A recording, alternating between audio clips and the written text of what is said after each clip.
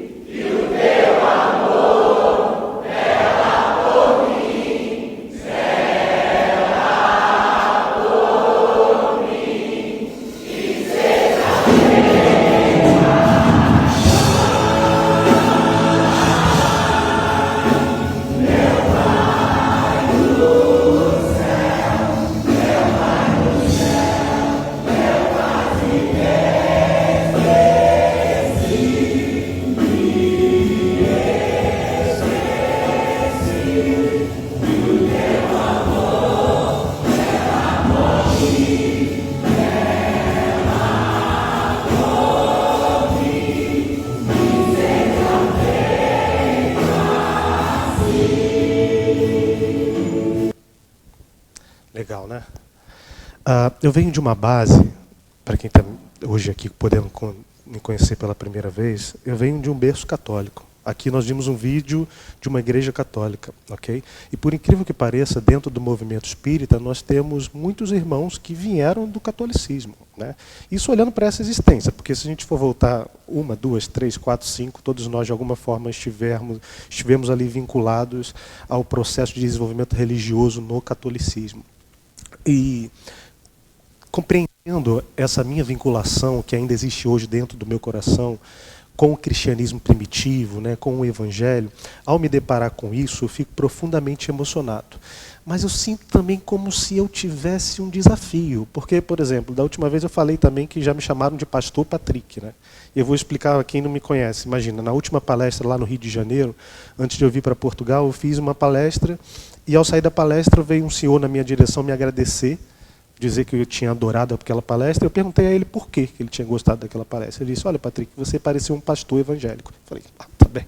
Acho que vou entender isso como um elogio, ok? Então, eu tenho essa ideia plural de comunicação com as outras religiões, mas essa coisa íntima com o catolicismo, que também se expressa, por exemplo, com o protestantismo, por essa expressão de louvor, traz para a minha realidade hoje de concepção espírita um certo desafio, assim, um questionamento, no ponto de vista do seguinte: por que nós não temos isso dentro do nosso movimento espírita? Ou por que nós não estamos conseguindo inserir isso dentro das nossas instituições? Ou melhor, o que nós podemos fazer para que dentro das nossas instituições nós tenhamos de uma forma vívida essa expressão do louvar, que historicamente, no desenvolvimento religioso, fez parte de tudo. Os salmos eram o quê? Cantados. Os salmos sempre foram cantados desde antes da vinda de Jesus. Então, por que dentro do movimento espírita a gente, de alguma forma, se circunscreveu a sentar e somente assistir uma palestra, sem desenvolver essa capacidade de louvar, que nos conecta a Deus, né? que nos direciona a um relacionamento com Deus, que é a espiritualidade, pelo louvar. No dicionário, quando a gente vai procurar o significado de louvar, está lá escrito enaltecer alguém com palavras, dirigir louvores ou elogiar. Então essa espécie da oração, que é o louvar, ela nos coloca em relacionamento com Deus quase que de uma forma impalpável, no sentido que quando nós estamos verbalizando e orando, né, nós estamos muitas vezes raciocinando aquilo que nós colocamos para a espiritualidade e colocamos para Deus. Quando nós entramos pelo aspecto do louvor, nós colocamos de uma forma muito forte as nossas expressões de sentimento na direção do alvo, que pode ser Deus, que pode ser um espírito específico, pode ser uma pleiade de amigos espirituais. Então, a espécie de oração louvar, ela potencializa aquilo que nós queremos dizer. Percebe? Agora, de alguma forma, no movimento espírita, nós nos sentimos um pouco envergonhados de fazer isso.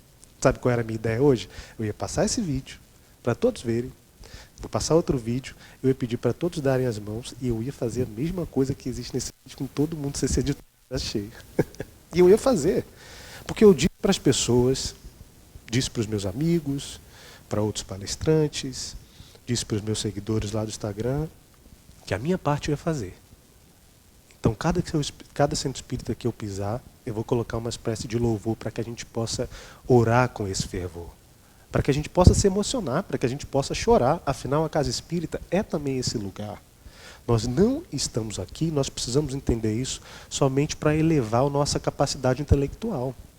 Nós estamos aqui para principalmente fortalecer o nosso sentimento, em bases de acolhimento, em bases de afeto, em bases de amor. E essa música é a música de um padre chamado Padre Marcelo Rossi, brasileiro. Não sei se vocês conhecem. E essa música ela teve um impacto muito grande na minha vida, porque ela vem tem essa frase, né? Pai, meu pai, eu quase me esqueci que o seu amor zela por mim.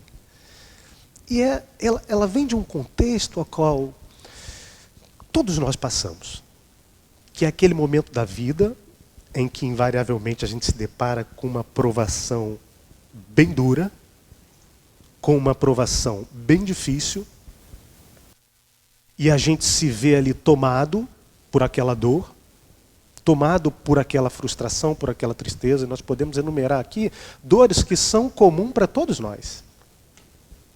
A perda de um parente. Quantos aqui já não precisaram se despedir de alguém que amava muito para o plano espiritual?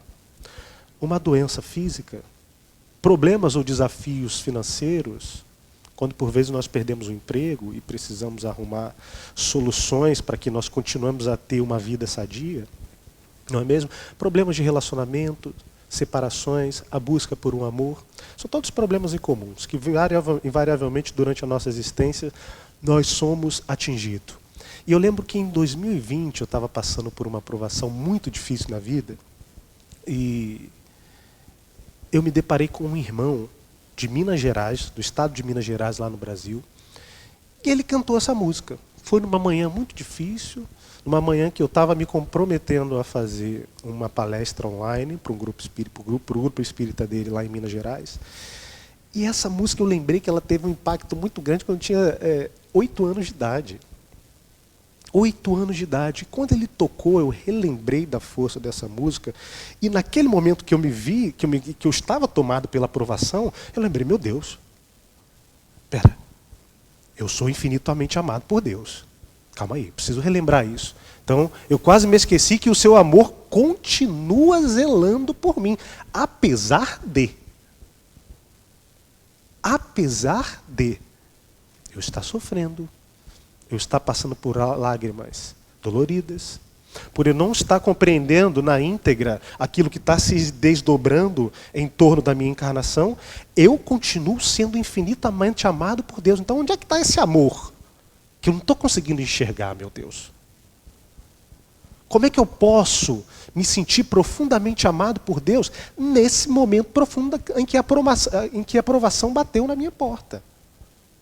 Porque, caso contrário, nós espíritas estaremos aqui hoje, talvez, falando sobre um relacionamento com Deus, nos momentos em que nós estivemos conquistando aquilo que desejamos, ao lado de quem queremos, nos momentos em que, de fato, nós estejamos com êxito na vida. Mas o Espiritismo, por ter esse fator consolador, ele vem para gerar esse acolhimento.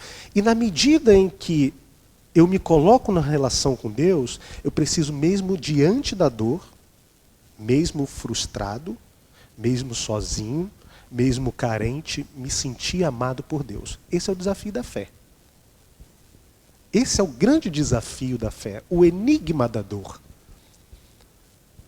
Nesses momentos eu consegui enxergar minimamente a providência divina, não procurando entender as circunstâncias, porque isso é uma grande ilusão nossa. Às vezes nós estamos nos deparando com as circunstâncias, né, com as adversidades, e o nosso primeiro passo é buscar entendimento. Isso não vai acontecer. Às vezes uma pessoa vai sair da sua vida e você não vai entender por quê. Às vezes você não vai compreender por que sua mãe precisou retornar ao plano espiritual com 50 anos. Ou por que um filho desencarna.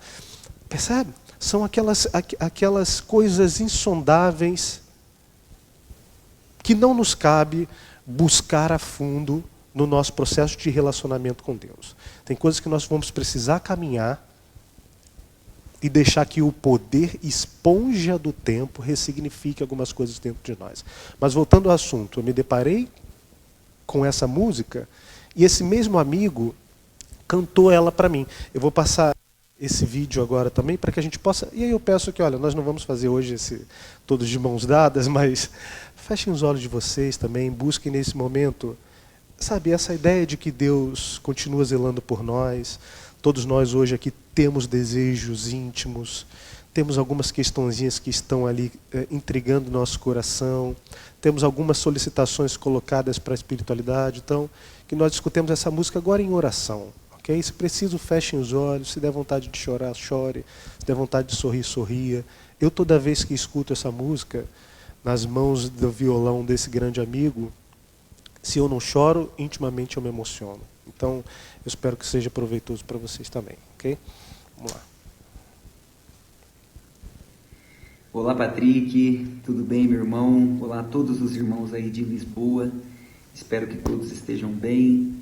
É uma alegria imensa, uma satisfação, uma gratidão enorme por poder fazer parte deste momento, deste seminário, onde o grande objetivo é buscar a conexão com Deus, a valorização à vida e poder fazer parte deste momento, mesmo que de longe, aqui do Brasil, mais precisamente aqui de Guaxupé, Minas Gerais, onde você, Patrick, conhece muito bem. E então é uma alegria imensa poder fazer parte deste momento aqui com todos vocês. E nada melhor para buscarmos essa conexão com Deus, com Jesus, através da oração que nosso Mestre nos ensinou.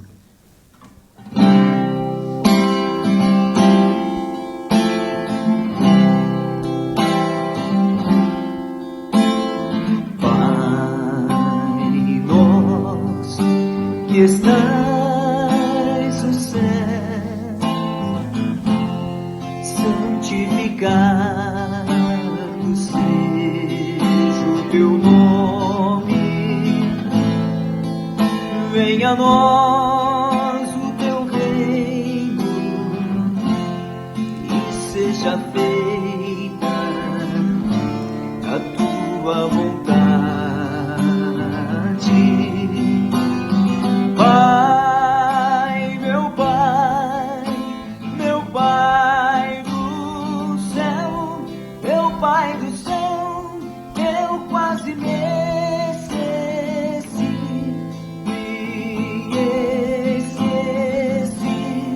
e seu amor vela por mim, vela por mim, e seja feito assim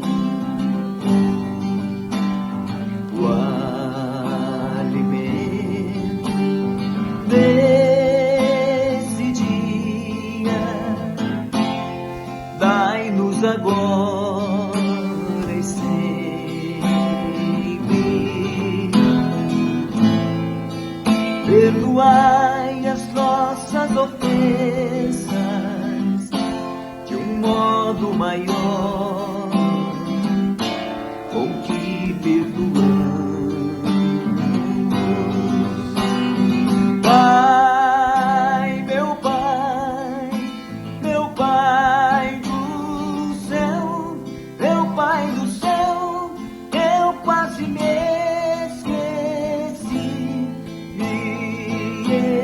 esqueci, que seu amor vela por mim, vela por mim, e seja feito assim, e não nos deixeis cair em tentações, mas livrai-nos de todo mal. Pai, meu Pai, meu Pai do céu, meu Pai do céu, eu quase me esqueci,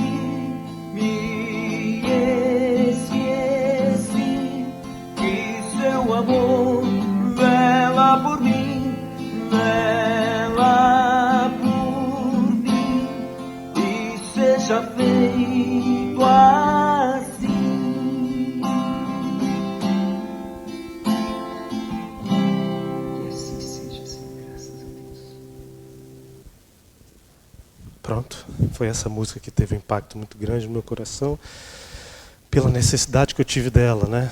E olha, entenderam bem essa ideia do aspecto louvar? Que nós precisamos de alguma forma desenvolver, né, Rui? Não é um trabalho simples, assim, porque o problema não é das instituições, o problema é nosso. Por que a gente chega dentro das instituições de forma tão endurecida? Olha, eu tenho certeza que se eu fosse pedir hoje para todos darem as mãos aqui, ia ser uma dificuldade.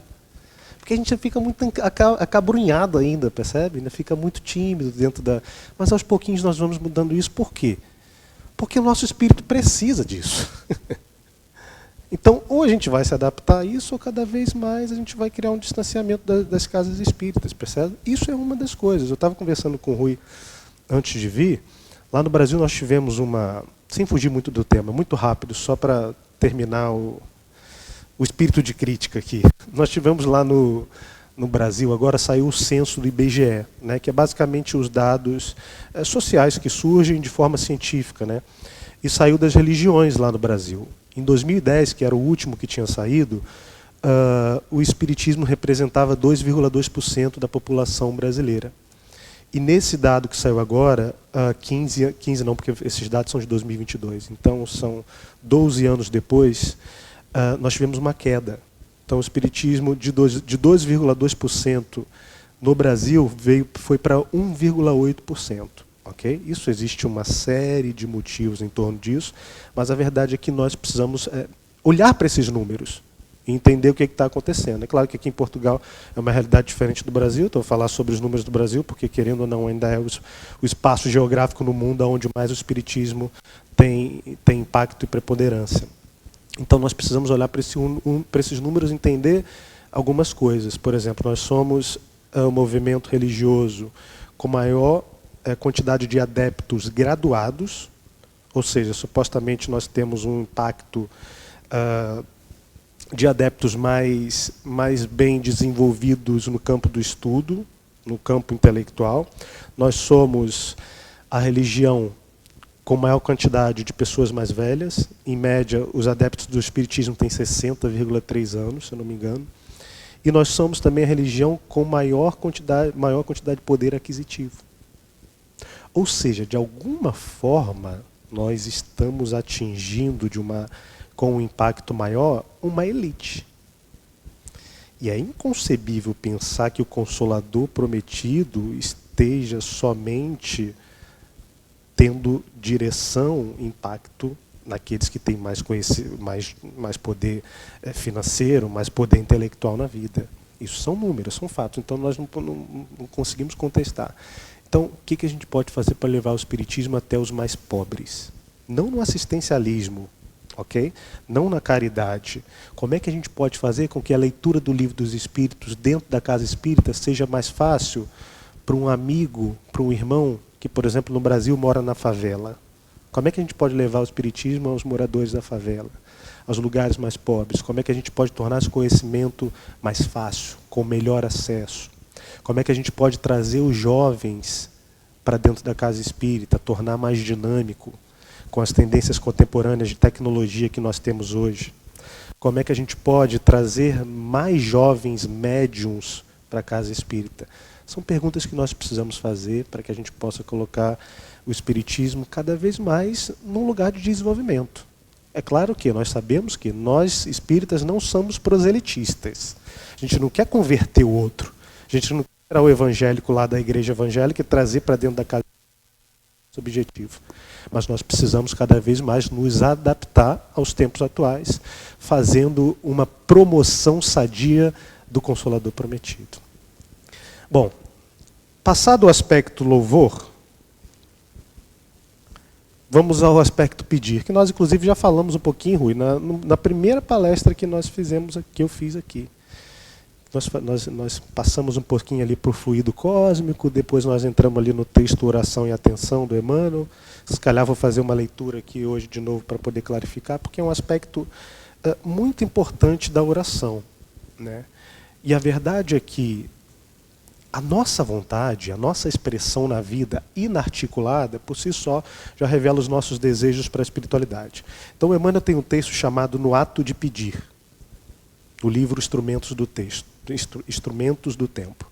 Vou fazer a leitura para que a gente possa ir fazendo algumas reflexões juntos. Ele começa dizendo o seguinte: em formulando rogativas ao céu, não ouvides que a oração, como súplica, tanto quanto ocorre as edificações comezinhas da experiência humana, pode ser dividida em 3 processos essenciais. Então, a oração como súplica, ok? A nossa oração pedido, a nossa oração de súplica à espiritualidade pode ser dividido em 3 processos. Dentro do pedir, o Emmanuel aqui está destrinchando, né? Então, ok, temos o aspecto pedir da oração, ok. Dentro do aspecto pedir, nós temos aqui 3 processos essenciais. Dentro da súplica existe o desejo, o esforço e a realização. O desejo é a aspiração ardente. Então, olha que interessante, porque aqui o Emmanuel poderia dizer, por exemplo, que o desejo é aquilo que você pede repetitivamente. Então, quanto mais você pede, mais isso tem chance de acontecer. É isso que ele está dizendo aqui? Não. O desejo é a aspiração ardente. É aquilo que nós desejamos de forma essencial, de forma potencial. Seja o que quer que seja que estejamos desejando. Ok? Então, o primeiro aspecto daquilo que nós estamos pedindo a Deus, suplicando a Deus a espiritualidade, é como nós estamos desejando isso.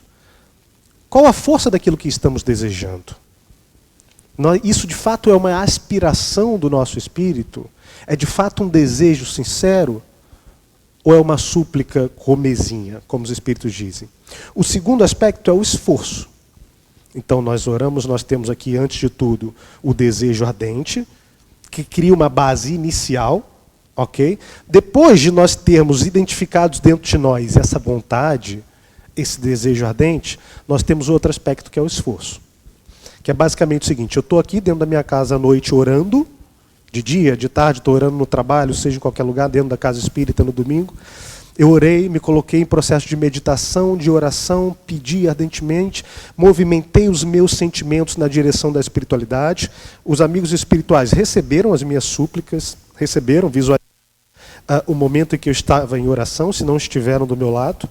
É isso que acontece quando nós nos colocamos em oração. Mas depois disso, e agora? Então os espíritos colocam aqui como uma força essencial o trabalho, que representa o esforço na direção daquilo que nós vamos desejar ardentemente.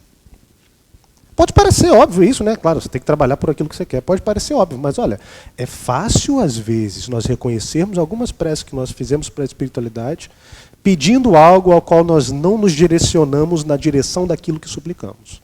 Eu, você, todos nós. Às vezes acontece. Mas o Emmanuel está trazendo essa reflexão para mostrar que depois de feita a aspiração ardente, é preciso o esforço do trabalho. E olha, Rui, me deixa um exemplo claro disso hoje. Vocês acham que o quê? Para montar uma casa espírita como essa é assim, né? Olha, a espiritualidade vai me dar uma ideia mediúnica, intuitiva, vai me mostrar que o lugar é ali no centro de Lisboa, Eu vou pegar um empréstimo no banco, ou vou pegar os meus recursos de poupança, vou realizar uma obra e no dia 20 de abril nós inauguramos a... Foi assim, Rui, com a Casa do Caminho? Não foi, né? Então, foi muito bom ouvir essa experiência, o testemunho do Rui, porque se o Rui e os demais trabalhadores, que naquela altura estavam começando a receber intuitivamente a ideia de uma casa espírita que se iniciou pelos estudos entre amigos, se o Rui tivesse desistido quando apareceu o primeiro problema, isso aqui não estaria de pé hoje. Isso aqui não estaria de pé. Então, depois da súplica ardente do desejo, o trabalho significa nós caminharmos na direção do desejo, sabendo que nós vamos precisar reinventar soluções para as problemáticas que vão surgir. Quantos não ficam pelo meio do caminho? Seja em qualquer projeto que for, de um relacionamento, de um projeto de uma construção, de um centro espírita, de uma viagem que você planeja, não consegue os recursos. Qualquer projeto que seja, vai exigir de nós essa capacidade disciplinar, de se reinventar na busca por soluções. E não é difícil. Mas às vezes o cristão, o espírita em si, acha que as coisas vão vir prontas. Mesmo que as coisas venham da espiritualidade. Tem coisas que nós vamos receber de Deus, da espiritualidade, que vão exigir de nós esse zigue-zague. E principalmente a ideia que aqui é muito importante é a aceitação de que as coisas necessitam de tempo para acontecerem. Tempo. Tempo. Nós estamos falando sobre o aspecto pedido da oração, e inegociável nesse aspecto é o tempo. As coisas não funcionam segundo a nossa ordem de lógica humana. Então a concepção de tempo dos espíritos é completamente diferente. Então nós precisamos abrir espaço para esse tempo dentro e fora de nós. Dentro porque às vezes você recebe uma intuição, porque às vezes você faz uma oração e a intuição só vem depois de alguns dias, só vem depois de alguns meses. E aí, em cada processo de intuição que você vai recebendo, de comunicação dos espíritos, você vai tomando decisões que vão te encaminhando para a concretização daquilo que você deseja. É isso que o Emmanuel diz no livro Oração e Atenção. Eu vou ler de novo. Vocês me permitam, eu vou ler de novo esse texto. Eu acho que eu já sei ele quase de cabeça. Mas é isso que o Emmanuel está dizendo. Entende? Então, desejo e aspiração ardente, esforço de trabalho, ok? Se movimentar na direção daquilo que eu quero. O que a gente quer hoje? O que eu quero da vida? Vocês sabem o que vocês querem da vida hoje? Olha, não importa se eu tenho 33, igual eu fiz na terça, ou se você tem 50, 70. Olha, nós todos temos direito de desejar muitas coisas da vida. Não importa a idade física que nós tenhamos hoje. Até porque, olha, já escutei de poucos a frase de que, olha, hoje eu tenho 50 anos, 60 anos e me sinto muito mais viva do que quando eu tinha 30. E aqui a pessoa não está falando sobre os poderes físicos, está falando sobre os poderes da alma. Então nós precisamos entender aquilo que nós queremos da vida, porque uma vida sem objetivos ela é escassa e seca, insossa. Uma vida sem desejos. Onde é que está o teu desejo? Nós temos um desejo central do espírito, né? A gente reencarna e a gente vem com um ponto central ali, que esse ponto, o Emmanuel diz isso. Pelas tuas próprias tendências saberás por que sofres. Então nós temos um campo de desejo central. Nosso desafio é colocar esse desejo central no trabalho por bem. Então onde é que estão os nossos melhores desejos que podem se expressar para o bem comum? O bem comum é o nosso bem familiar, é o nosso bem profissional social, nosso bem comum religioso. Nós precisamos ter essa ideia de que nós precisamos almejar algo a mais da vida. A vida não pode se estagnar para nós. Ok? Então, onde é que está esse desejo? E aí o Emmanuel vai falar, como terceiro ponto essencial, aspiração ardente. Segundo, o esforço, que é o nosso trabalho na direção. E o terceiro, a realização, que é a resposta da vida. Olha que interessante. As palavras dele são exatamente essas. O desejo é a aspiração ardente. O esforço é o trabalho. E a realização é a resposta da vida. O que ele está dizendo aqui? Olha, você vai desejar ardentemente, vai pedir, vai suplicar a espiritualidade.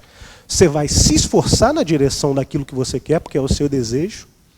E a realização, se sim ou se não, vai ser a resposta da vida para aquilo que solicitaste. A resposta da vida. Entende por que o tema foi A Vida Fala?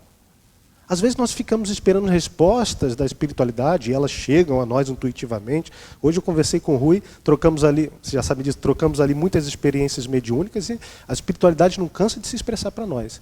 Agora, nós precisamos nos acostumar a reconhecer as respostas da vida ou precisamos nos acostumar a perceber como a vida fala pelas próprias circunstâncias.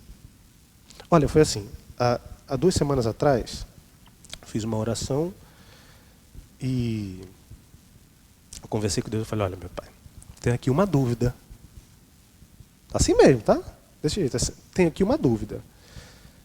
Eu estou tentando me vincular aqui a essa pessoa e eu estou me fazendo um esforço a ela. Faz sentido isso aqui? Me mostra, né? Tem algum objetivo espiritual aqui nesse encontro? E eu coloquei isso para a espiritualidade. Me mostra, porque a minha parte eu estou fazendo. Então, na prática, eu tinha um desejo ardente de algo, eu tinha um movimento de esforço, que era me aproximar daquela pessoa. Depois eu precisava aguardar o quê? A resposta da vida. E o que eu fiz? Que eu não sou bobo nem nada, conversei com a espiritualidade antes. Porque esse que é o ponto. A vida ia me responder de qualquer jeito. Só que quando eu me coloco na direção da espiritualidade, verbalizando aquilo que eu quero, quando a vida responde, eu tenho melhor compreensão. Porque às vezes a vida está cansando de responder para a gente. Acontece uma coisa aqui, acontece uma coisa ali no dia a dia. Como eu não formulei aquilo verbalmente para Deus, eu acho que Deus precisa que eu verbalize para que Ele se expresse. E aí a vida responde, você não entende muito bem, simplesmente porque você não verbalizou aquilo. Então você não precisa verbalizar a sua prece para Deus, para que Deus saiba aquilo que você precisa. Mas quando você verbaliza e em concentração coloca isso para a espiritualidade, quando chega você consegue compreender melhor. Passou 2 semanas, aconteceu uma coisa, aconteceu outra, aquela pessoa se afastou. Pronto, a vida respondeu. Então cabe a mim lutar contra isso? Cabe a mim me esforçar para me reaproximar e me... Quando você começa a fazer esforço para estar do lado de alguém, é o maior sinal de que você deve se separar. É o maior sinal de que você deve se separar. Você insiste, se dedica. Não é esse o caso aqui do que viveu comigo. Mas por que eu estou dizendo isso? Porque foi uma resposta da vida para mim, 2 semanas depois, quase que imediata. A vida como que expurgou aquilo. Não por maldade, não por maldade da pessoa, nem de ninguém, mas como um movimento de que, olha, talvez as coisas não sejam como vocês estão pensando. Né? Talvez esse encontro não tenha um objetivo ao qual você está idealizando. Então, as rotas foram ali alteradas. Entende? E uma das coisas que eu ouvi hoje do Rui também é que nos momentos de grande dúvida, ele se colocava na direção da espiritualidade. Nos momentos em que as coisas estavam lá acontecendo, o Rui estava fazendo um evangelho todos os dias dentro da casa dele. Então isso ajuda a criar base para a espiritualidade se expressar.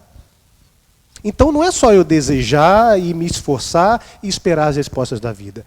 É eu condicionar todos esses movimentos ao meu relacionamento com Deus e à vontade de Deus. Está dando para perceber aqui os pontos? É o Emmanuel que está dizendo, né? Desejo, esforço e a realização da própria vida. Porque a verdade é que muitas coisas nós vamos realizar. Isso é uma realidade evangélica. Está lá no Evangelho segundo o Espiritismo. Pedi e obtereis. Batei e abri-se-vos-á. Esses dias eu estava pensando, afinal, o que é que eu tenho pedido a Deus que Deus já não tenha me concedido? Ah, são bens materiais? Ah, é o poder? Ah, é uma viagem? Olha, bastava levantar a lupa aqui de 2 existências para a gente ver que muitas das coisas que a gente está pedindo hoje a Deus, Deus já nos concedeu e nós fizemos algumas boas besteiras com elas. É sério, às vezes a gente está lá do lado da cama, deitado na cama orando, e está o nosso guia lá ouvindo, falando, meu filho, isso aí já te botou em tanta cilada que você está pedindo, e está você aqui mais uma vez. Essa questão dos bens materiais é muito curiosa, né? Porque nós espíritas também temos aí alguma romantização desnecessária nesse caminho, em torno da pobreza, dos grandes missionários que vieram com isso, né? E o Emmanuel, como André Luiz, diversos benfeitores têm mensagens muito desconvencionais para esse assunto. Só estou entrando porque a gente está entrando nesse aspecto, a gente está falando sobre esse aspecto pedir e me veio aqui agora, talvez por inspiração da espiritualidade, da gente reformular um pouco dessa ideia, porque às vezes a gente acha que a gente não tem direito de pedir algo material que nós queremos a Deus. Eu quero comprar, meu Deus, eu quero comprar uma casa para poder a minha família ter o melhor conforto. Eu quero fazer uma viagem para o Brasil esse ano, porque eu quero ver meus familiares, meus amigos. Quero ter um carro melhor. São desejos injustos, gente? É injusto isso? Nós queremos isso? É ou não é? É justo, não é justo? É justo desde que nós utilizemos o que quer que nós supliquemos a Deus para o bem. Né? Então imagina um Cristiano Ronaldo da vida. A fortuna que ele tem. Percebe? E tem uma experiência de Kardec, isso está na Revista Espírita, que eu não lembro agora a edição exata, mas tem um momento ali da vida de Kardec, que ele estava desenvolvendo a codificação, que Kardec se vê com graves problemas financeiros. Graves problemas financeiros. E aí Kardec vai e coloca isso para os espíritos. Não, mas peraí. Vocês não estão vendo o que eu estou passando aqui? Vocês não estão vendo a dificuldade financeira que eu estou tendo? E aí pergunta, vocês não se preocupam com isso? E aí os espíritos respondem para ele, se não nos preocupássemos, seria sinal de que não o amávamos. Se não me preocupasse, seria sinal de que não o amo. Ou seja, nós nos preocupamos com a sua questão financeira. Tem um caso também de um irmão, numa reunião mediúnica. O irmão estava numa reunião mediúnica, em diálogo com o espírito, com o benfeitor, e esse irmão estava expondo para o espírito que, olha, aqui parafraseando com as minhas frases, né, com a minha forma de conversa. Basicamente ele estava dizendo para o espírito, olha, meu amigo, eu preciso de recursos financeiros. O meu desejo de trabalhar no bem é gigante.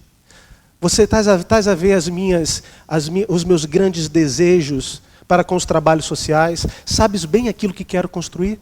Olha, vocês não se preocupam com isso? É basicamente a mesma coisa que Kardec perguntou, né?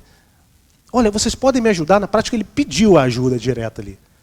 Vocês podem me ajudar a trazer os recursos necessários para que eu possa continuar a estender o meu trabalho no bem? Isso na reunião mediúnica. Ele perguntou aos espíritos. A um espírito benfeitor. E aí o espírito respondeu para ele, olha, meu filho, suas requisições são justas. Suas requisições são justas. Mas deixemos para continuar esse assunto, pois o horário já está ao fim da reunião, daqui a 2 semanas posteriores, quando retornarmos.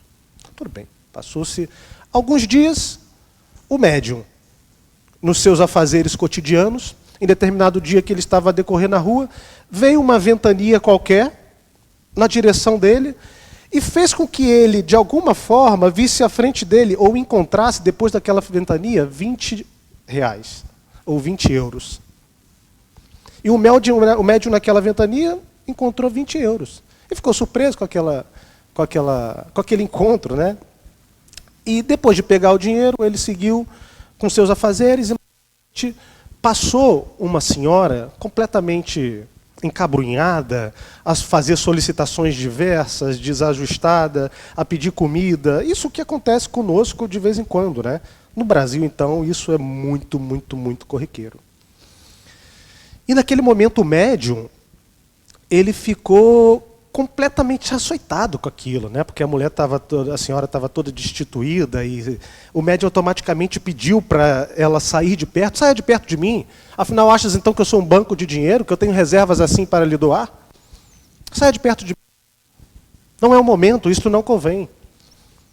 E assim passaram-se mais alguns dias e o médium voltou à reunião mediúnica, com as mesmas súplicas aos espíritos, ao espírito benfeitor. Então, mas estamos aqui de volta, vamos continuar a nossa conversa sobre aquilo que estávamos falando, sobre os desejos que temos em torno do projetos sociais.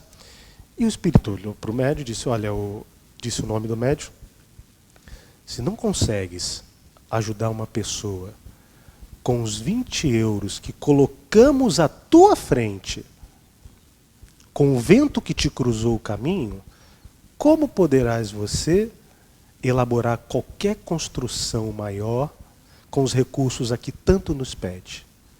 Nós estamos te testando. Percebe o ponto? Entende? E olha, às vezes a gente encontra os 20 euros no meio da rua e acha que aquilo não significa nada, né? Então, olha, foi os espíritos que movimentaram 20 euros para que ele encontrasse naquele momento o dinheiro. Qual que é o resumo da ópera aqui dessa reflexão? É justo que nós tenhamos a preocupação com as questões materiais. E os espíritos estão acompanhando tudo isso.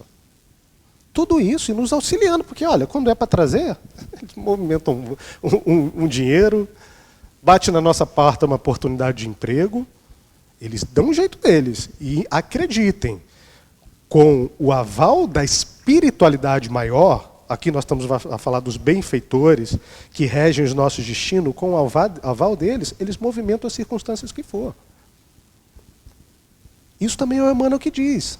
Olha, quando começar a se envaidecer por alguma coisa, vinha de luz, se não me engano, quando você se começar a envaidecer, que você está muito chateado que você está sem dinheiro, que você está com problema financeiro, problema de relacionamento, você está envaidecido por isso, recorda que Deus a todo momento pode rearticular, refundir e refazer as circunstâncias a teu favor. Então, às vezes, vem de uma hora para outra. Percebe? Então, é justo que nós pensamos as questões materiais, a espiritualidade. Mas é justo também que cada vez mais nós sejamos instrumentos desse amor, desse bem que nós tanto suplicamos e pedimos. Porque às vezes é uma farsa, às vezes é o nosso ego pedindo as coisas. Então, tem um carro maravilhoso, que me é útil pra caramba todos os dias. Então o meu ego quer cada vez mais. Então eu tenho um iPhone 14. Eu preciso do 15, eu preciso do 16, eu preciso do 17. Olha, tudo bem, mas o problema é o que alimenta a gente colocar na vida esses desejos. E naquele momento do médium, ele não estava preparado ainda para se doar em consonância com aquilo que ele estava suplicando à espiritualidade. Então é uma via de mão dupla que nós pedimos, mas a espiritualidade também espera de nós. A espiritualidade também espera de nós. Então o Emmanuel vai continuar dizendo, não te circunscrevas ao ato de suplicar. Felicidade e esperança, alegria e amor, cooperação e simpatia são talentos substanciais que nos reclamam sacrifício para frutecerem no campo da vida. É indispensável plantar o bem nos mínimos atos de cada dia, nas mais insignificantes situações e entre os mais ínfimos seres, se nos propomos colher o bem na forma de saúde e bom ânimo, ventura e segurança, contentamento e fé viva. Na oração em que te diriges à providência divina, implorando algo, não te esqueças de que algo deves fazer para que algo obtenhas. É o caso desse servidor. Tá bem, eu quero recurso para fazer o bem, mas e aí, o que eu estou fazendo? Eu fui capaz de ajudar uma senhora. Olha, eu tenho cada vez mais me preocupado com isso. Se eu tenho alguma coisa no bolso, eu dou. Ah, mas é para ele se beber, mas é para ele... Não quero saber. Se toca o meu coração, toma. É claro que é importante a gente não fazer isso de forma automática. Aqui é uma dúvida que muitas pessoas têm. Que é, olha, quando alguém me procura na rua pedindo alguma coisa, o que eu devo fazer? Como que um espírita deve se portar? Porque às vezes você vê que o senhor está ali completamente embriagado, né? Você vê que o senhor está... Eu já tive casos de um senhor vir me pedir com um maço de maconha na mão. Então, como é que eu posso ajudar essa pessoa como espírita? Aqui nós expressamos aqui o caso do médium com o dinheiro, mas é uma expressão, não significa que a nossa forma de contribuir vai ser sempre com dinheiro. Então, qual a primeira coisa quando eu me deparo com isso na rua? É intuitivamente buscar me vincular ao alto e compreender ali o enredo daquela situação, sem falar uma palavra. É sensibilidade, né? E às vezes você consegue entender a necessidade do outro sem que o outro diga uma palavra. Não é assim no casamento? Não é assim no casamento? Você precisa que seu marido fale que ele está passando mal? Ou fale que ele está com algum problema? Você reconhece. O esposo ou a namorada chega do trabalho, chega em casa, mais acabrunhado. É a mesma coisa nessa situação. Você consegue perceber ali a vibração em torno daquele pedinte. Então, o primeiro ponto é, busca intuição do alto nesses momentos. Vai ser difícil você não perceber qual é o ponto central ali daquela situação. Às vezes você vai perceber que é a droga, às vezes você vai sentir que é a fome, às vezes você vai sentir que é a falta de trabalho, às vezes você vai sentir que é abandono parental. Então você vai criar ali, pela essa sensibilidade inicial, intuitiva, que às vezes leva uma fração de segundos, como vai ser a sua tomada de decisões. Como vai ser a sua tomada de decisões. Então, às vezes, a sua melhor tomada de decisões vai ser dar uma moeda que você tem no bolso. Mesmo que você esteja na dúvida do uso que o outro vai fazer. Às vezes, a sua melhor tomada de decisão vai ser, vem cá, meu filho, como eu já encontrei crianças lá em Figueira da Foz, vem cá, vou te dar nada. Mas você precisa se alimentar bem, vamos aqui comer. Vou te pagar um almoço. Então você vai criando ali uma tomada de decisões de acordo com a sua intuição. O que nós não podemos é deixar que o véu do egocentrismo e do preconceito, principalmente, venha à tona nesses momentos, que é você repudia imediatamente, porque o outro está sujo, o outro está feio, o outro está pedindo. Então você repudia, né? Esse não é o dever do cristão, e foi o que aconteceu no caso do médium, do servidor. Ele repudiou aquela mulher completamente, mesmo que ele, naquele momento, ele tinha os recursos para oferecê-la. Ele poderia, por exemplo, pegar aqueles 20 euros que a espiritualidade colocou para ele e comprar alguma coisa para ela comer. Precisava dar o dinheiro para ela.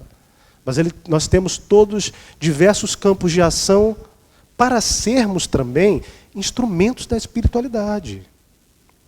Instrumentos da espiritualidade. Porque é mais um ponto lá do oração e atenção. Porque o Emmanuel vai falar que Deus se revela para nós por inúmeros mensageiros. Pelos seus múltiplos mensageiros, encarnados e desencarnados. Então, se vocês que estão aqui hoje, podem ser um instrumento de Deus para mim, eu também posso ser para você.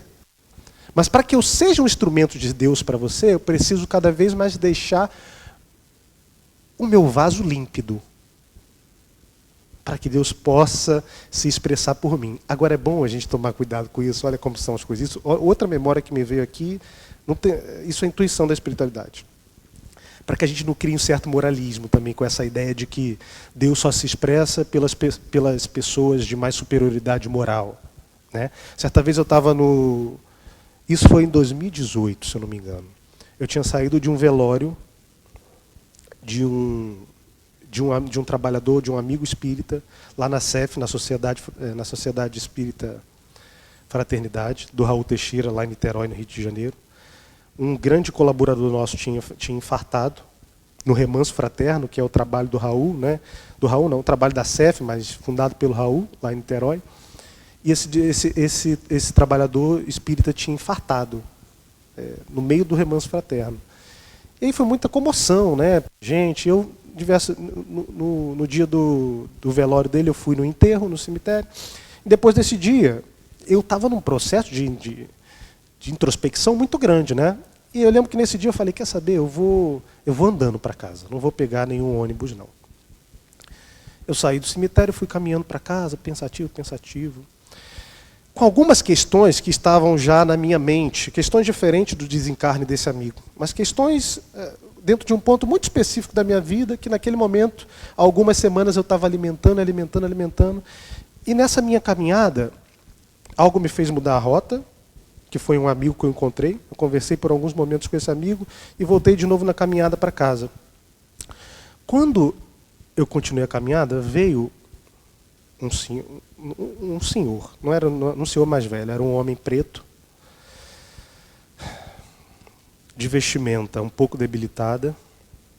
Ele atravessou uma via muito expressa, uma via principal, onde passam muitos ônibus e carros. Eu estava andando, ele atravessou, veio na minha direção, sorrindo.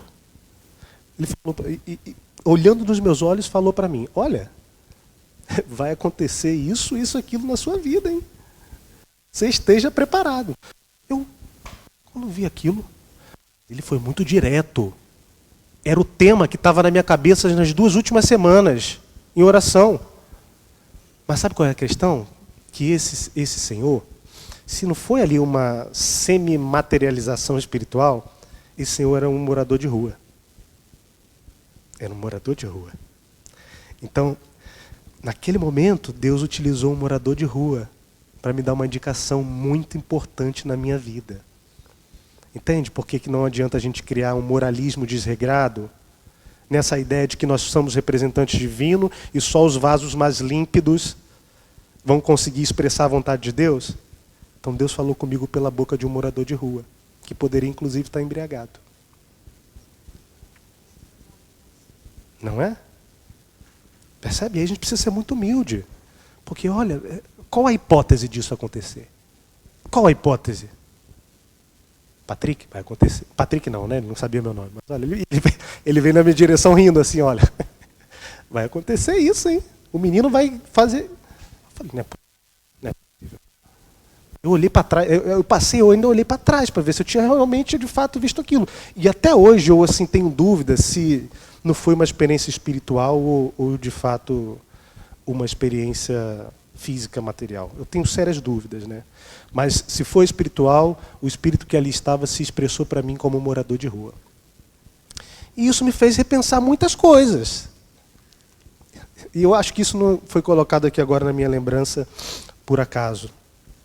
Então, pedimos, as pessoas vão ser instrumentos, mas nós também precisamos nos dispor a ser instrumentos de Deus para os outros. Okay? Não só na parte mediúnica, né? Não só na parte mística. Por exemplo, como é que Deus fez isso? Como é que a espiritualidade inspirou? Nunca vou saber. Então o místico entra nessa... Nunca vou saber agora, né? O místico entra nessa ideia do misterioso que nós ainda não temos capacidade de compreender. Então foi uma experiência mística nesse sentido, de misteriosa. Como que Deus fez isso? Não sei. Não sei. No livro Consolador, olha que engraçado, continuando aqui. O livro Consolador é muito curioso, porque a equipe mediúnica do Chico, na altura, eu já não lembro também qual o ano específico do livro Consolador, mas basicamente o Chico Xavier reuniu a equipe mediúnica dele e começaram a elaborar perguntas para o Emmanuel, para o benfeitor Emmanuel. O Chico chegou para o Emmanuel e falou: olha, mano, estamos aqui unidos, nós queremos começar a elaborar perguntas para vocês. O Emmanuel foi responder dizendo: olha, vamos responder, desde que nós não desejamos encerrar as temáticas daquilo que for respondido. E olha, leiam esse livro quando vocês puderem, porque ele tem respostas do Emmanuel assim que nos faz pensar muitas coisas. Inclusive fazem alguns espíritos colocarem o Emmanuel em contestação com Kardec. Mas isso por falsa interpretação nossa, não porque os dois divergem. Quer um exemplo? Sem fugir muito do tema, porque depois eu vou ler essa pergunta que está dentro do nosso tema. Mas só para exemplificar a importância desse livro. Por exemplo, na codificação, Kardec vai falar ali, questiona os espíritos sobre nós nascermos sob uma estrela feliz. Já lembra dessa? Eu não lembro a pergunta exata, Rui. Mas Kardec pergunta aos espíritos o seguinte: olha, faz sentido essa ideia de que nós nascermos sob uma estrela feliz nos dá sorte? E os espíritos vêm refutar isso, dizendo que não faz sentido, isso são de crenças antigas que vêm. O que nós espíritas fizemos? O espiritismo não acredita em astrologia. Só que nascer sob uma estrela feliz é astrologia? A astrologia é nascer sob uma estrela feliz?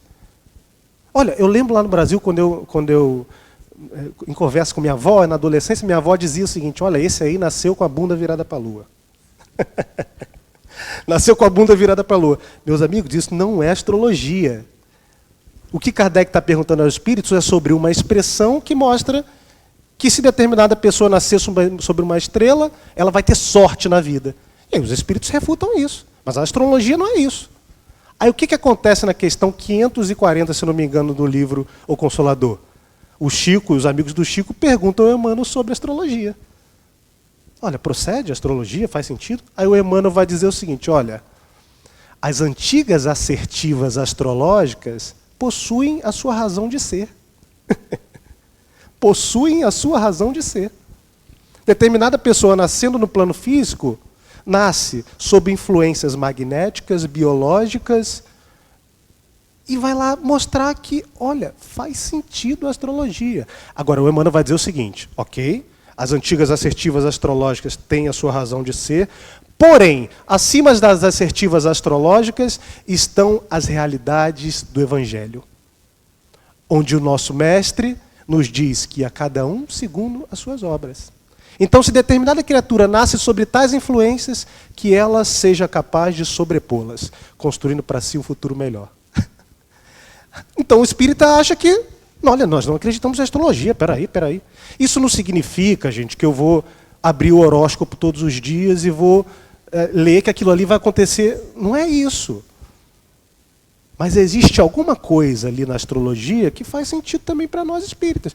E aí, se você for perguntar ao espírita mais fundamentalista, ele vai dizer: não, nós não acreditamos em astrologia. E aí vai criar um muro, por exemplo, com astrólogos.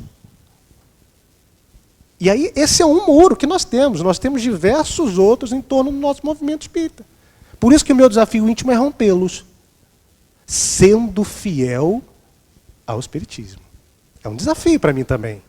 Porque pode ser que em algum momento eu fale uma besteira. E é por isso que eu tenho amigos como o Rui do meu lado.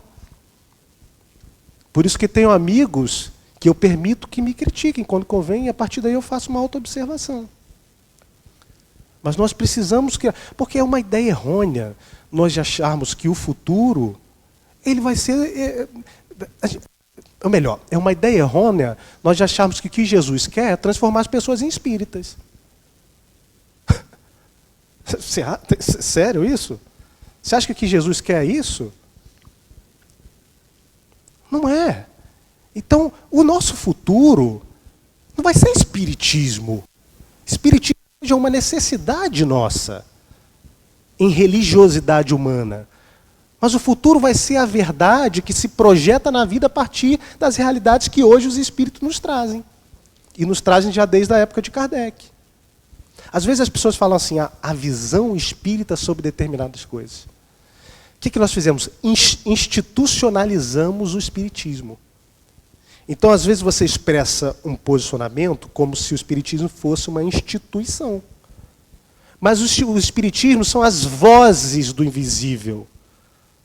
As vozes dos espíritos. Então, não é um posicionamento institucional que nós temos sobre determinado assunto. Não é isso. São as realidades imortais que os espíritos vieram nos trazer. A partir dessas realidades, nós pensamos, porque o nosso poder democrático é esse. Pensar. Ler o livro dos Espíritos pensando. Tem livro da literatura, por exemplo, de Chico, que, meus amigos, nós não podemos ler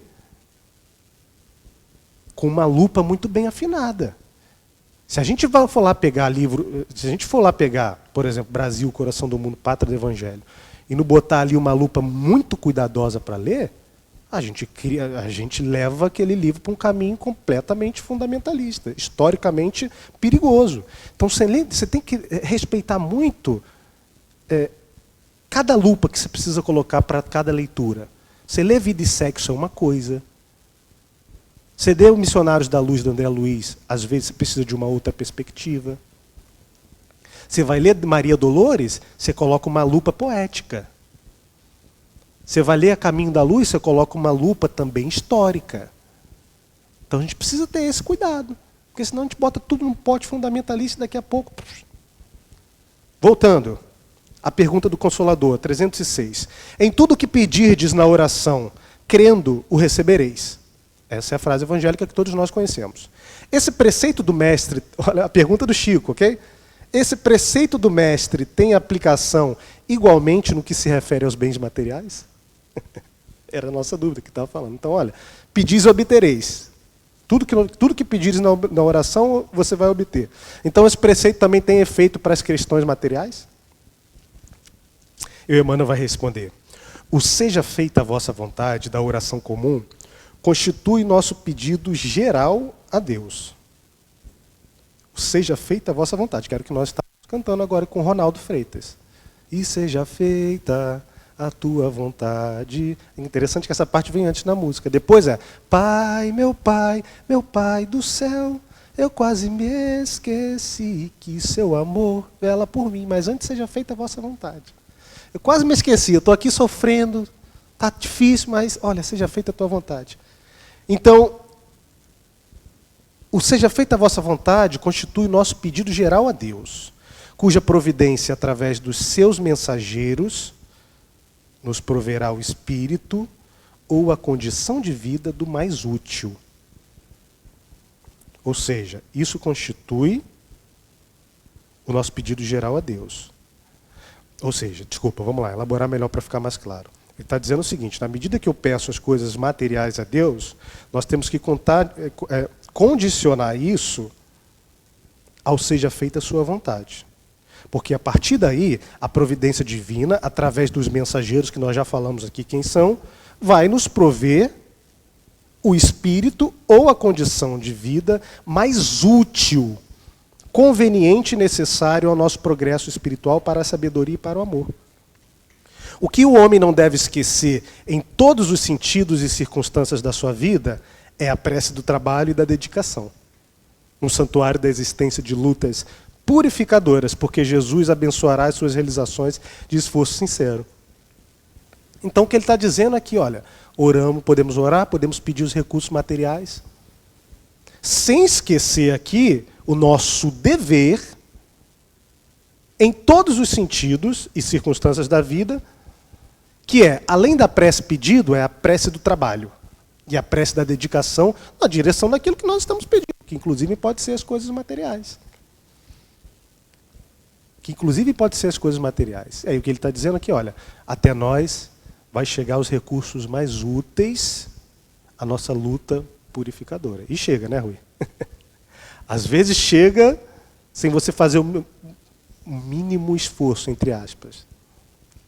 Às vezes você está numa época da sua vida que as coisas começam a se expressar e acontecer. Às vezes tem movimentos que exigem mais. Por isso que a gente condiciona seja feita a vossa vontade, né? Porque nem sempre nós vamos saber a dimensão daquilo que nós estamos recebendo, percebe? Você acha que o Rui sabia que em 2025 nós teríamos aqui uma casa como essa, quando ele começou lá com as reuniões entre amigos? Não. Inclusive, uma das coisas que eu ouvi do Rui hoje foi, olha, eu nem sequer pensava nisso. Porque as coisas vão se expressando durante a vida. As coisas vão se expressando para nós durante a vida. Então nós vamos receber sempre os recursos úteis para o nosso aprimoramento espiritual. Porque o André Luiz vai dizer que o nosso objetivo central aqui na Terra não é o desejo efêmero, mas sim a nossa evolução espiritual. Então nós temos aqui também condições de planejamento reencarnatório.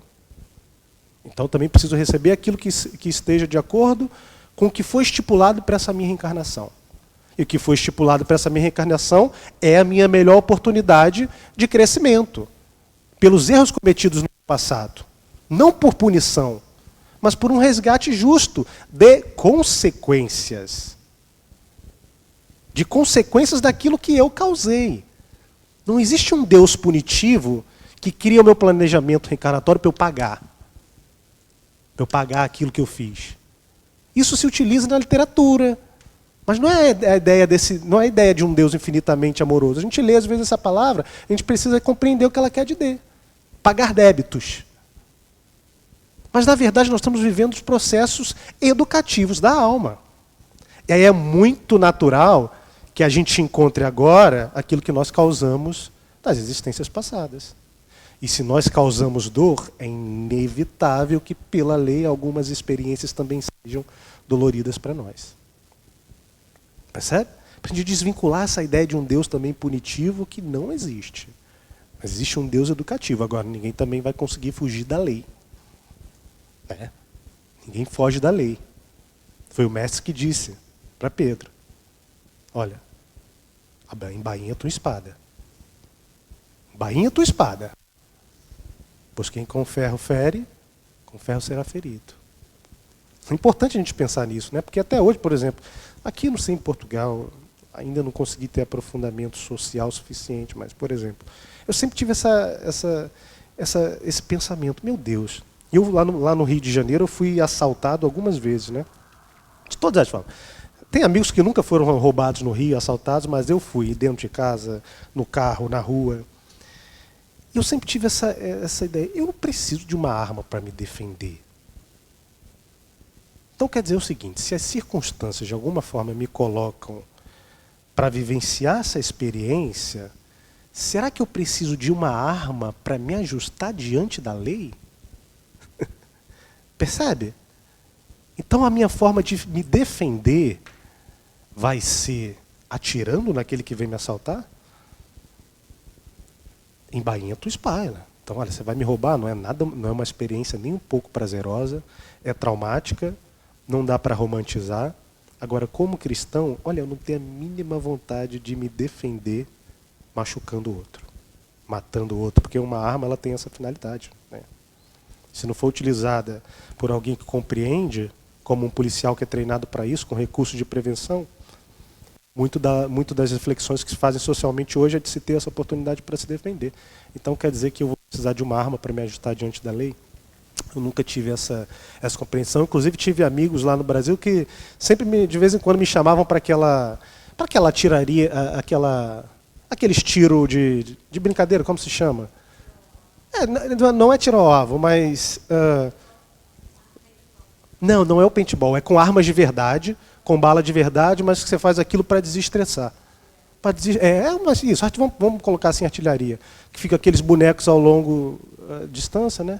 E eu pensava comigo: meu amigo, eu levei tanto tempo para conseguir me livrar de uma arma durante as reencarnações, vou eu botar agora uma arma na minha mão para me desestressar? Vou eu fazer uma coisa dessa? Não vou. Não faz muito sentido. Caminhando para os 10 minutinhos aqui final. No Santuário da Existência, lutas purificadoras, porque Jesus abençoará as suas realizações, se fosse tranquilo. Última leitura do Emmanuel. Petição-resposta, livro Rumo Certo. Entre o pedido terrestre e o suprimento divino, é imperioso funcione a alavanca da vontade humana, como decisão e firmeza para que se efetive o auxílio solicitado. Isso é muito difícil, cara. É um desafio que hoje eu saio daqui também com testemunho mais uma vez. Hoje eu estou te referindo muito hoje, hein, Rui? Mas porque foram boas conversas. E é bom, é importante a gente ouvir o outro. Importante a gente recolher as experiências do outro. Não para projetar a realidade do outro na minha vida. Porque, por exemplo, a forma como Deus vai se expressar para você, a forma como a vida vai falar para você, ela é particular. Só você vai entender. Não acho que muitas vezes, se você contar para um amigo, o outro vai compreender. Por quê? Porque você tem padrões específicos de religiosidade, ok? Religiosidade no termo aqui mais essencial, que é de experiência com Deus. Então Deus, te conhecendo, ele se expressa para você de uma forma com que fique mais fácil para a sua compreensão. E a sua compreensão é diferente da do outro. Então, às vezes, você tem um padrão de repetição, de sinais que a vida vai te dando, que para você tem mais fácil compreensão. Então não acha que a experiência do outro vai ser igual à sua. Não é esse o ponto, mas é preciso a gente se enriquecer com a experiência do outro para termos mais estímulos de esperança. Estímulos até mesmo de atenção. Para perceber se o que aconteceu no outro também não pode acontecer comigo. Então por isso que eu estou referindo o Rui hoje nesse sentido. Com decisão e firmeza, para que se efetive um auxílio. E aí é o nosso grande desafio, porque nós temos primeiro a ideia de que o que nós pedirmos nós vamos obter. Mesmo que isso demore também algumas encarnações, né? Precisamos ser sinceros com isso. Nós estamos semeando algumas coisas agora para só recolher no plano espiritual, por exemplo. Ou para só conseguir recolher na próxima reencarnação. Nós precisamos ter essa ideia de imortalidade. O pedir obtereis não é só para essa reencarnação. Então, tendo essa ideia, poxa, como é que eu posso criar aqui um movimento de decisão e vontade na vida suficiente para que a vontade divina, para que a concessão divina possa se expressar? Dentro desse desejo ardente que nós temos, dentro do esforço do trabalho, esperando a realização da vida, como é que eu posso aqui ter uma estrutura que se movimente com paciência e esperança? É o nosso grande desafio. Agora, nosso desafio não está só concatenar isso nas palestras, dentro das casas espíritas. O nosso desafio é reconhecer isso dentro da minha casa, no trajeto para o meu trabalho, no diálogo com os meus companheiros de trabalho, no diálogo com os desconhecidos, porque a gente precisa de entender que os fatos extraordinários de Deus acontecem no cotidiano, nas coisas comezinhas do nosso cotidiano. Então aí a gente precisa ter essa lupa para conseguir diagnosticar isso. Buscando as concessões do céu, desistamos de lhes opor a barreira dos nossos caprichos próprios. Então nós oramos, nós pedimos as concessões a Jesus, a espiritualidade, só que às vezes nós criamos uma barreira que é muito dificultosa para eles. Qual é essa barreira? Os nossos desejos próprios. Então às vezes eles querem interceder, querem ajudar, mas não da maneira exata como nós esperamos. Mas aí fica eu aqui orando e falando, não, só quero se for assim. Só quero se for assim. Isso cria uma dificuldade para que a espiritualidade com segurança. Então, buscando essas concessões, a gente precisa desistir de opor, de colocar entre a nossa relação com Deus essa barreira dos nossos caprichos próprios, porque são caprichos. Confiemos em Deus e supliquemos o amparo de Deus. Mas se quisermos receber a bênção divina, procuremos esvaziar o coração de tudo aquilo que discorde das nossas petições, a fim de oferecer a bênção divina, clima de aceitação, base e lugar. Que foi basicamente o caso do servidor na reunião mediúnica que nós colocamos. Então, ok, eu quero recursos para fazer o bem, quero criar uma instituição social. Qual é a base de confiança que eu dou para a espiritualidade para isso? Qual é a base que hoje nós estamos dando para a espiritualidade para que nós possamos receber aquilo que nós estamos pedindo a Deus? E uma base de confiança requer um esforço muito grande, não só de trabalho exterior. E aqui é importante prestar atenção nisso, porque a gente está falando aqui, o Emmanuel vai falar do desejo ardente, o trabalho, o esforço do trabalho e as realizações da vida. Mas é importante a gente entender que esse esforço não é só do lado de fora da vida. É também e principalmente dentro de nós. Eu diria que é principalmente dentro de nós. Mais prioritário do que a parte de fora.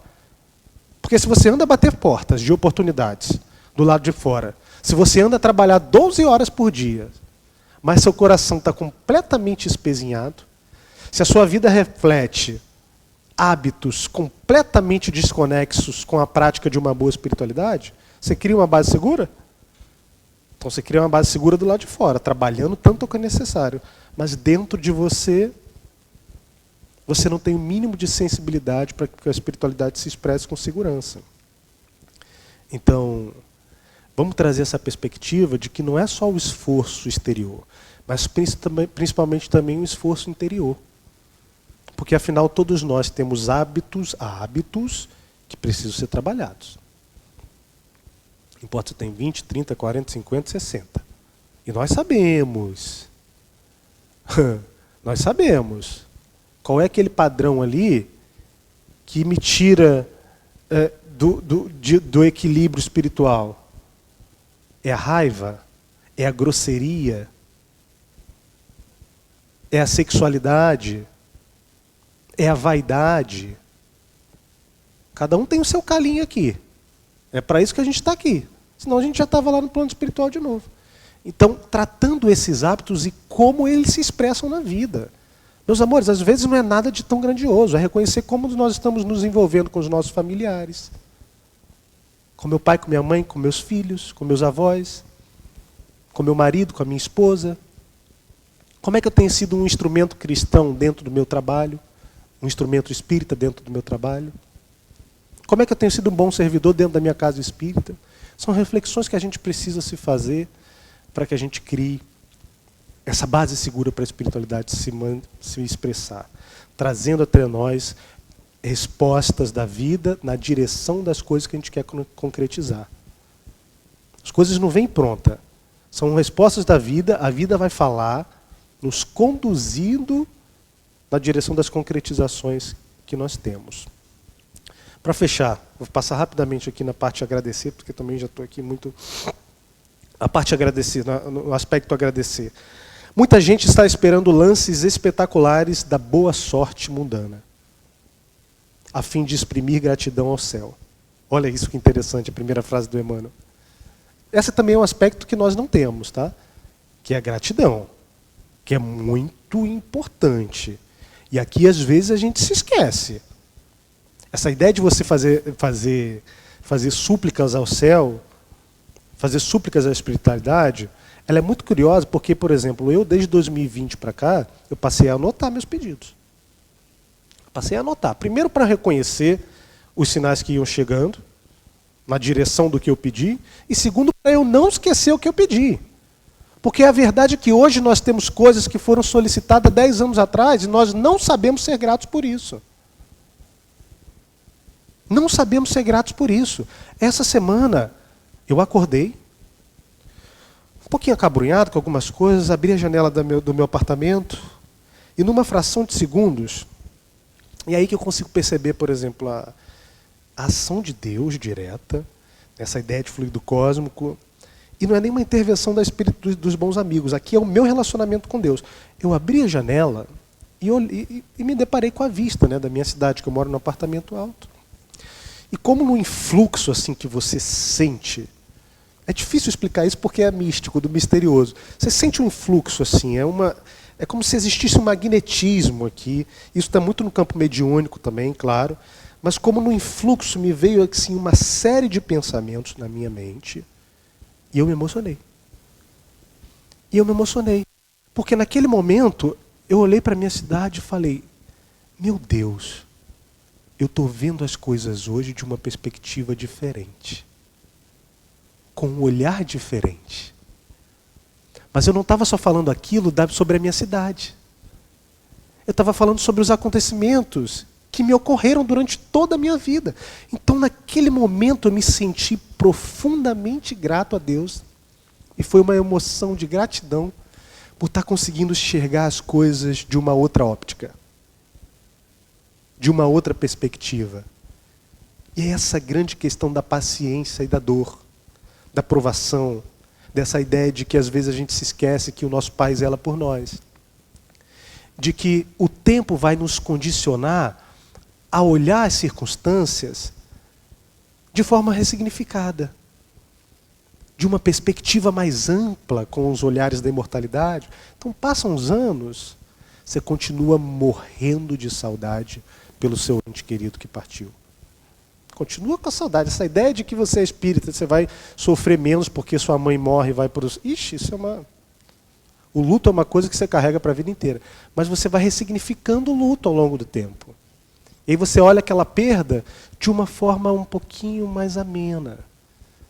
Então sai uma pessoa da sua vida e você depois de uns anos olha e fala, caramba, eu acho que talvez isso tenha me dado outras direções, tenha me absolvido de danos maiores. Às vezes você olha para uma perda de emprego que foi lá 5 anos atrás e você pensa, ih, caramba, se eu não tivesse saído daquele emprego, eu não estava onde eu estava hoje. Então, naquele momento, eu desenvolvi uma gratidão enorme a Deus e à espiritualidade, porque eu simplesmente diagnostiquei ele naquele influxo que não foi só meu, das minhas capacidades, que eu estava enxergando as coisas por outra ótica. E isso era grandioso ganho para o meu coração. Porque às vezes a gente não consegue enxergar. Porque o nosso olhar está desfigurado pela turbulência, pela tempestade da provação.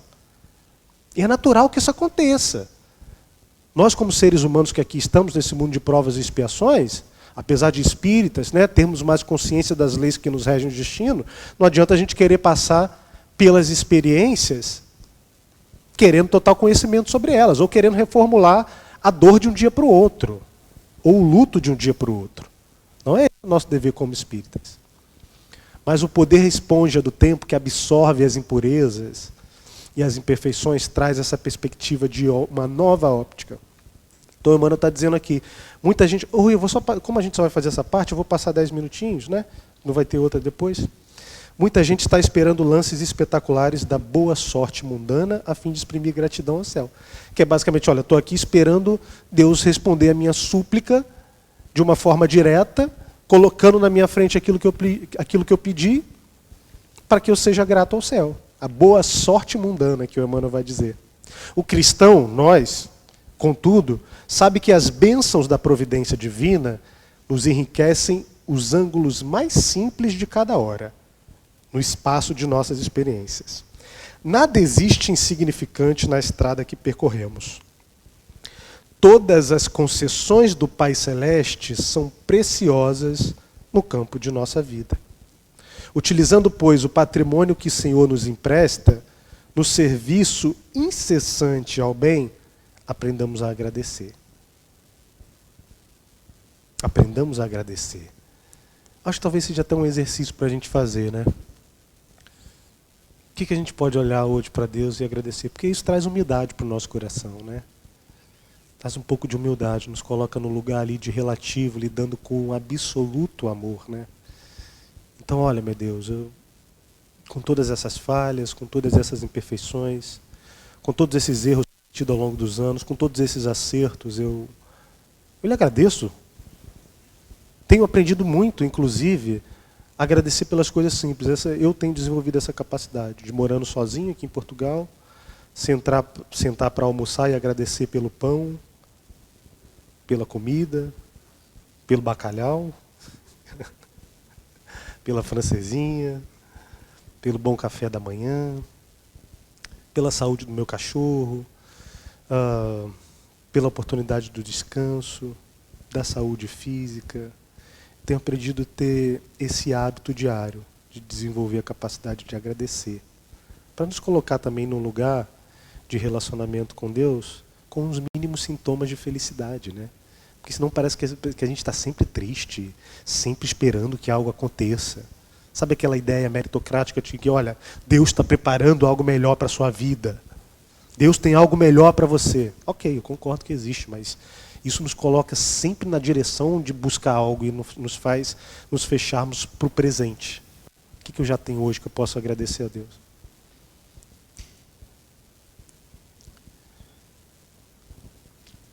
Meus irmãos, nós vamos fazer prece depois, Rui? Depois ok.